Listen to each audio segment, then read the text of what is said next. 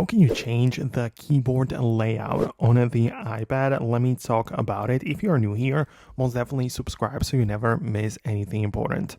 Okay, so more things you might mean by that. First of all, some iPads allow you to pinch in on the keyboard and get inside of the floating mode, right? So you can change the layout like this. It's not technically changing the layout, but only the shape of the keyboard.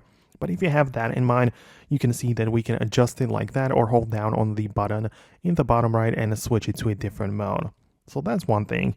If you want to change the actual layout of the keys, you have to go to the Settings app, General, and find the keyboard.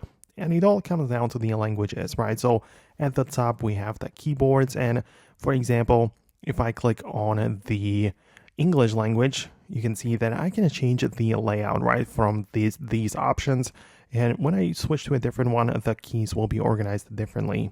Of course, you can add a different keyboard, like literally look up a different language, which might even have different layouts available. So this is the place where you can find it, right? So as I said, yeah, I can go to the French keyboard, and there are even more ways how you can change the layout in here. So as you can tell, it gets the job done and it works well. So that's how you're going to do it. But at the end of the day, you can explore the App Store where you have the ability to download a third-party keyboard, which might have even more features and options in terms of the layout available.